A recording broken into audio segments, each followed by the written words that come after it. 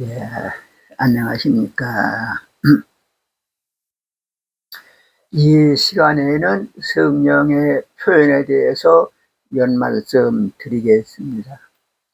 살았을 때 해결하기 힘든 어떤 고민이 있어 몸이 죽으면 다 끝나는 것으로 착각하고 자살을 하는 사람들이 종종 있습니다.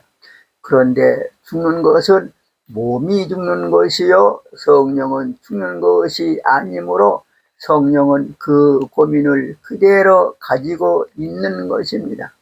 성령에는 몸이 살아있을 때까지만 기억되어 있고 몸이 죽은 뒤에는 기억되는 것이 없는 것입니다.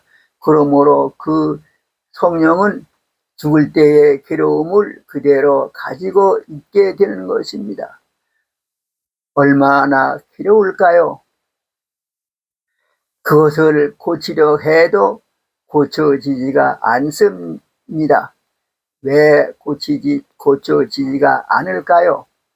살았을 때는 마음과 영으로 헤아리는 것을 내의 신령의 신즉 귀신이 이루어 주었지만 몸이 죽으면 내의 신령과 분리되었으므로 이루어 주시는 귀신이 없으니 고쳐지지가 않는 것입니다. 그 괴로움을 언제까지나 그대로 가지고 있게 되는 것입니다. 지옥이 다른 것이 아니라 이러한 성령이 지옥에 간 성령인 것입니다. 영이 적극적 표현할 때에 해결하지 못한 것을 소극적 섭리로 어떻게 해결할 수 있겠습니까? 그러므로 어떤 일이든 살았을 때 해결해야 될 것입니다.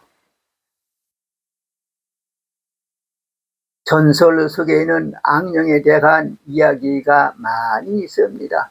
그 전설에는 허위로 지어놓은 것도 있겠지만 사실인 것도 있을 것입니다.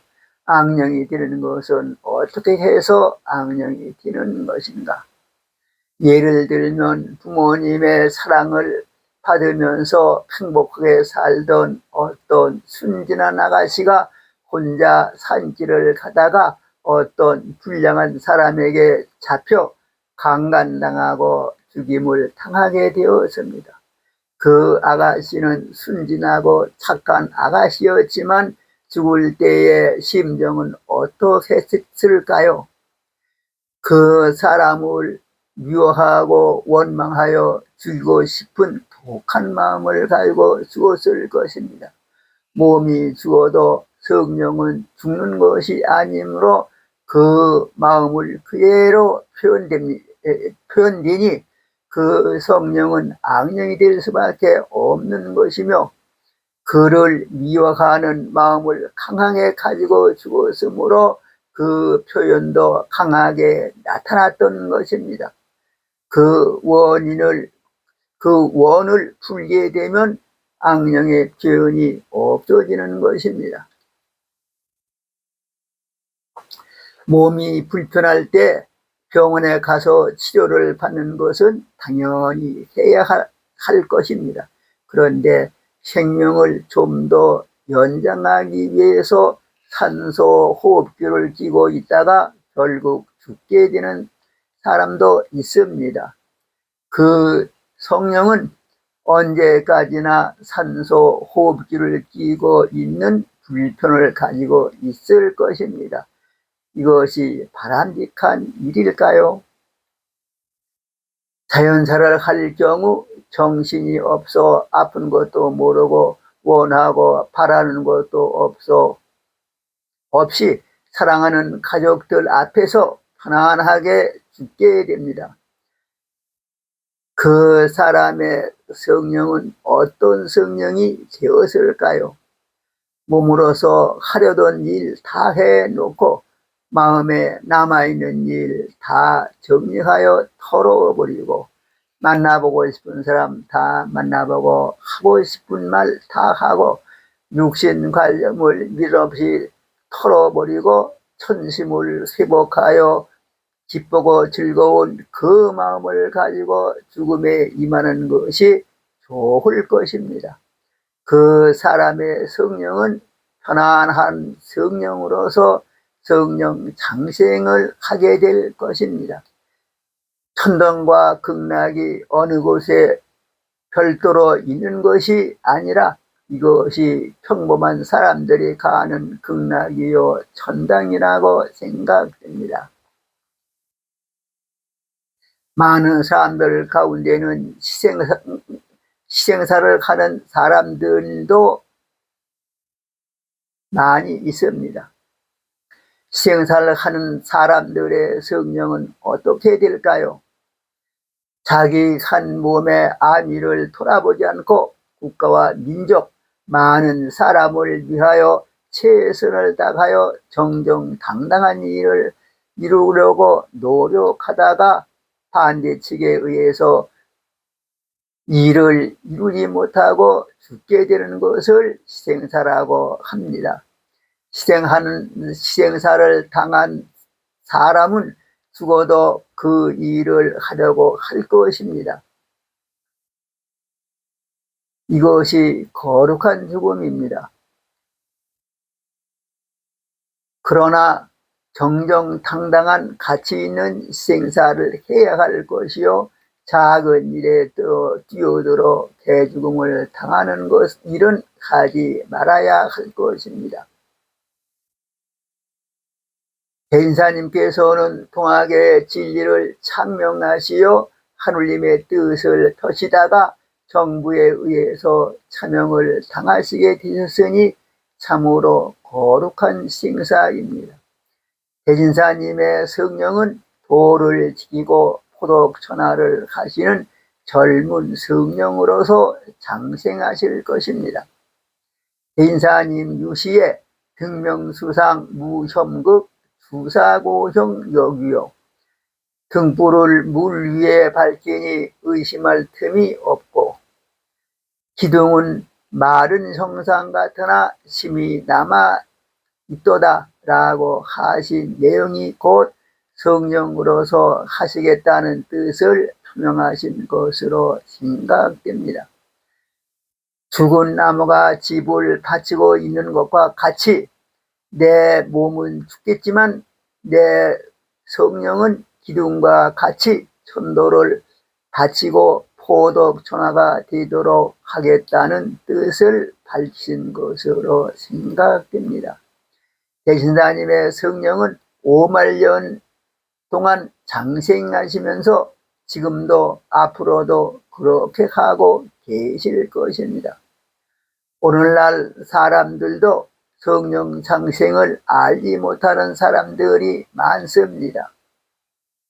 비록 천도교를 신앙해 온 교역자락들 가운데도 죽으면 하느님 성령에 융합될 뿐이요 개인의 성령은 없다고 말하는 사람들이 있습니다. 그렇다면 대신단의 성령도 없다는 말이 됩니다.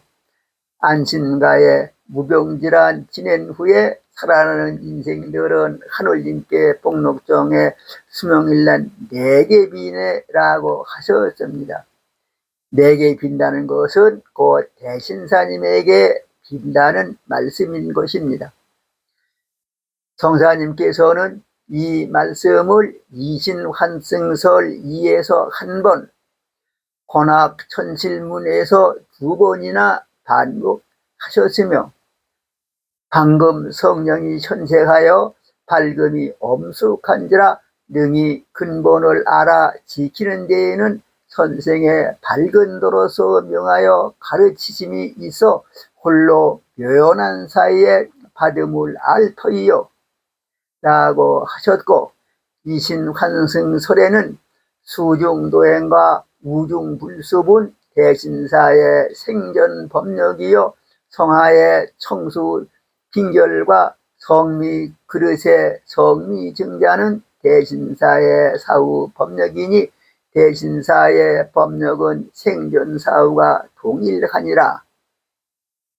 물 가운데 그냥 걸어가신 것과 비가 쏟아지는 가운데서도 옷이 젖지 않는 것은 대신사에 살아계실 때의 법력이요, 한여름에 청수에 얼음이 오는 것과 성미 그릇에 성미가 불어나고 많아지는 것은 대신사에 돌아가신 뒤의 법력이니, 대신사의 법력은 살아계실 때나 돌아가신 뒤가 같은 것이라고 하셨습니다.